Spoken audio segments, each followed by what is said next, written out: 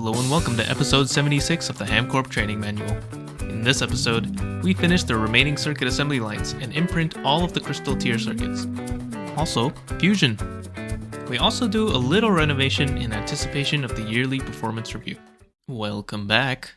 I am currently in the process of refactoring my entire plat line. Last episode we did the basic plat line for platinum, and this gets bottlenecked really quickly because the rest of the plat line is not able to keep up. So I've just finished redoing the palladium bit, and I have this little redstone circuit set up here, I guess, that looks at the contents of this input hatch. This is supposed to have the palladium enriched ammonia, and if it's less than 9K inside there, only then do we generate palladium enriched ammonia using PMPD, or palladium metallic powder dust. As for why I'm doing that, remember that there are two ways to process palladium metallic powder dust. One of them is to make palladium enriched ammonia, which is needed but not great. The other is to do this, combining it with palladium enriched ammonia. You can go back to the Platline episode. I think I explain it a bit better there, why the setup is the way it is, but I've managed to make it a little more compact. New bottleneck. This sifter is really not able to keep up with these LCRs, which makes sense because these overclock perfectly. This doesn't, but it's fine. Palladium is its own kind of branch, so this being bottlenecked doesn't really affect the rest of the plat line. So I'm going to spend more time upgrading these. The reason I am starting with this and not with the fusion stuff is because I basically have everything. I just need to make 32 superconducting coil blocks, and I'm out of osmium. Well, it says I'm out, but I am generating osmium. It's just so slow because of all the bottlenecks here. So I figured it was a good excuse to get around to actually doing this. This took me all day. It was a lot of rewiring and moving things around and also crafting some new parts. I finally got around to making the large fluid extractor for the rhodium, I want to say. And I also made a thermic heating device, which is a multi-block fluid heater for the ruthenium. On top of that, I've changed some of the distillation towers to be dangotes, just because I need the speed. Now everything is going as fast as it can. Everything's at LUV. Everything is upgraded as much as possible for overclocks. Good. I'm already back up to 61 osmium. I had 1 when I started this. And of course the osmium hadn't been processing until I finished osmium, which I finished like 10 minutes ago. And now it's just a matter of waiting for more osmium to process, and then I can finally make my superconducting coils for fusion. Now I just need to find the place to set this thing up. The nuclear plant makes sense. The new tower, maybe. This tower is for fission. This tower is for fusion. Yeah, I'm gonna do that. Now all that's left to do is to place the fusion reactor. This thing's cool. The first donut. One thing that's really weird about this multi-block is that you don't need to use a maintenance hatch. There is no maintenance hatch on the structure, which is weird. Also, the controller block gives you a really nice user interface that shows you where to place different blocks to form the structure. It's pretty nice. But basically, if you're having trouble creating this yourself, the main thing is the energy hatches have to go around this specific superconducting coil block. And that's true in all 4 corners. And the input and output hatches have to go kind of on these spots. The inputs have to be up here, the output has to be down here.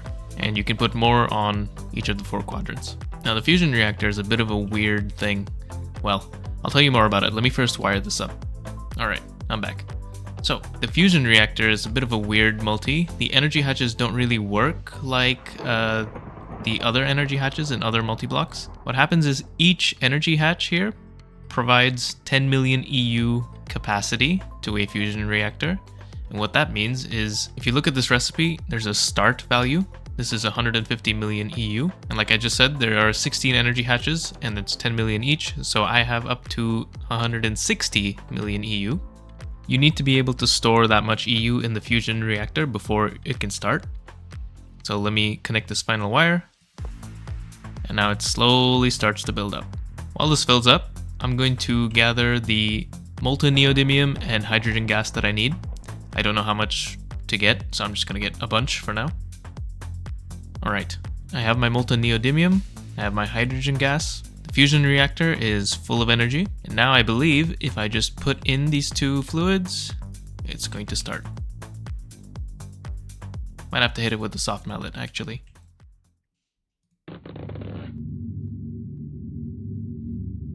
There we go. And here it is. We are slowly generating molten europium. Now I imagine I'm going to need a lot of this, but I'm only starting off with a small amount because if you remember from the monazite line, we got Europium-3 oxide dust, which I said we couldn't process yet. We can process that now. You just react it with Europium, and that gives you Europium oxide, and that can be electrolyzed back into Europium. And if you look at the numbers here, you get 6 oxide for 5 Europium-3 oxide, and 1 Europium. And when you electrolyze it, you get 3 Europium out of it. So basically, every 2.5 Europium-3 oxide gets you 1 Europium. So this is good for, I don't know, I'm just guessing, approximating something like 1,400 Europium. I think that should be a good start. And by the way, I don't want to see any comments about how this isn't centered, because you can't center it. This is an even-sided building. It bothers me way more than it bothers you. I have to see this all the time.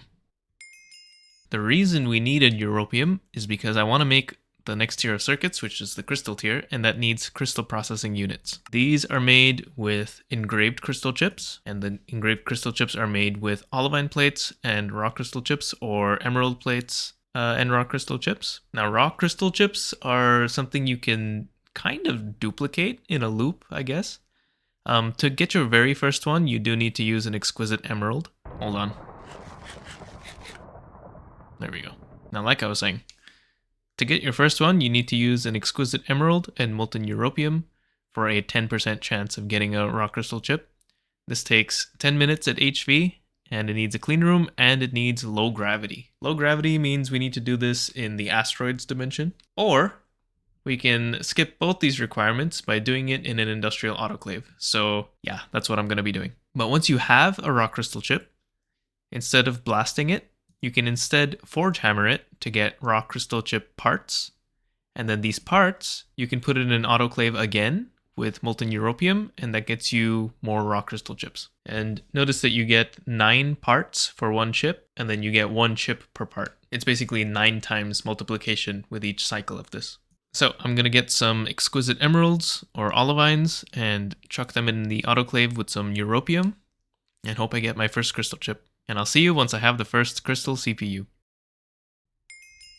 2 things I want to say about making these crystal CPUs. First of all, I had to upgrade my laser source hatch from EV to IV in the laser engraver, because making this was an LUV recipe, and you need at least an IV source hatch to do LUV recipes. Secondly, I did teach the recipes for raw crystal chip parts and for raw crystal chips to AE2, but unfortunately, I don't think it's able to recognize that this isn't a problematic loop, because this should work perfectly fine, but it won't let me click start. So I've ended up having to do it in 2 steps. So first I make the parts, and then once the parts are done, only then can I make the raw crystal chips. It's not too bad for now, and the more chips I have, the less annoying it is, because I'm doing such large batches. But you could automate this in a better way with more manual automation. Make it so that you only supply liquid europium, and then you just get crystal chips as an output. That's another way to do it. But I haven't done that setup. It shouldn't be too difficult though. Next up, I need to make a bunch of advanced SMD components. I've already done all of these, so it's a little weird to me that this quest is here and not somewhere earlier, because it's not really gated by crystal chips.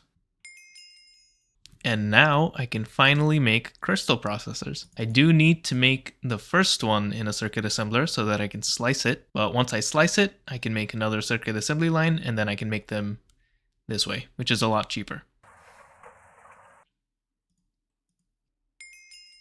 You know, while I'm at it, I may as well do the crystal processor assembly, ultimate crystal computer, and crystal processor mainframe.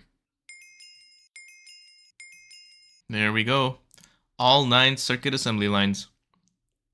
Now, there is one more place I can get some savings in my circuit fabrication process, and that is with purified water. So the water line. I think I'm going to wait a little bit to do this. I don't really need it at the moment. It's mostly just an energy save and a time save. But that's fine. I'm bottlenecked by other stuff anyway, so it doesn't really matter. But we'll come back to this in the future. And we've done a lot of progression lately. This is basically the entire LUV tab done in a few episodes, I think. And I can even get started on ZPM. The hulls are just made with Naquata and Iridium, which I have plenty of both, so this is totally doable. But I want to take a quick break from voltage progression and start doing some magic stuff. It's been a long time, and it's been on my list for a long time. And so far, I've pretty much only gone deep into Thaumcraft. I have not even started Botania. I haven't touched Witchery. And I literally don't even have the Blood Magic page unlocked yet. So, let's start with Botania. Why not? But before I even do that, let's go quickly take a look at this super incomplete magic tower. Like, it's so incomplete. I got a shape here that I kind of liked, but I haven't done anything with it since the stream a few months ago. And because I'm currently not able to do time lapses, I think I'm going to finish the rest of this building on stream as well. So expect that in the future. But my original plan was to have kind of one quadrant for each of these 4 magic mods. This one being the Thaumcraft quadrant. This one was supposed to be Blood Magic. This direction was supposed to be, I think, Witchery, and this way was Botania. I also, by the way, placed a monster repellator here, one of my old ones, and it's not powered. Just because this is kind of on the edge of the range of my main monster repellator, and it was getting annoying just having spiderwebs placed on my face all the time. But anyway, Botania. I'm going to basically copy this exact shape and build it over this way, but I think I have some thematic changes I want to make, because Botania is kind of a...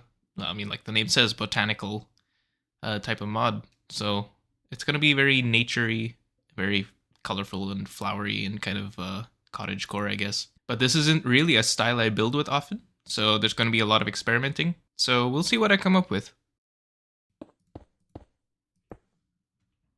I lied. This is basically my usual style, but with blue tinted glass. I did make a little space for a garden here for all the Botania flowers, and I'm probably just going to expand that way if I need more space. And this will just be my main work area.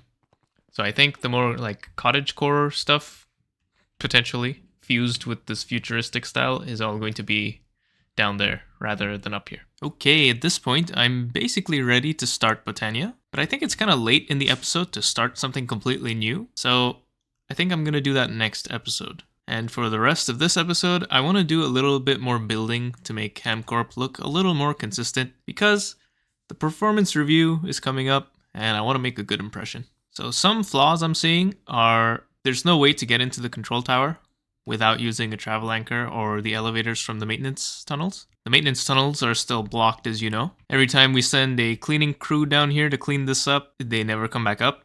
So that's not ideal, so we've just kind of stopped doing that. This is just going to stay here forever. Thanks a lot, Phil. So I need to build some kind of path that goes in here, but there's not really a good spot to put a door.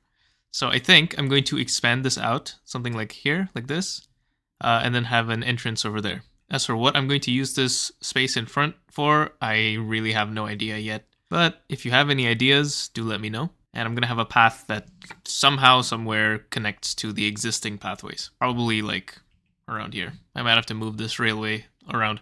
This railway has not been running for a long time. This building is incomplete, but I think we can make an exception for this one.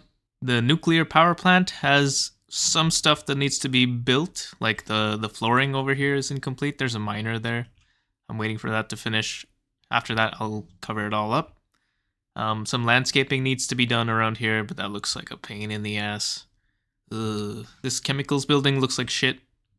The solar tower is not connected to the path anywhere, so I'm also going to have to bring a path up this way probably. Because I do have plans for the solar tower. And I have plans for more solar towers, indeed. And you'll see more about that later, I guess. But I do plan to build more solar towers, even though they kind of suck and are very expensive. And finally, for this village, we're going to do something with this village. But not yet. So yeah, I'm just going to do a bunch of random tidying up. And next episode, we will start on Botania.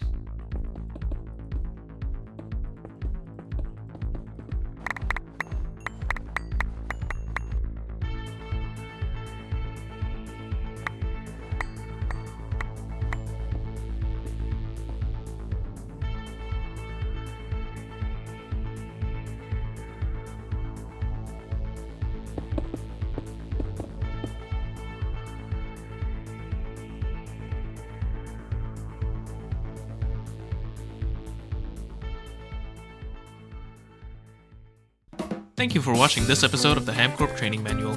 In the next episode, we will start Botania. I have truly no idea how I feel about that.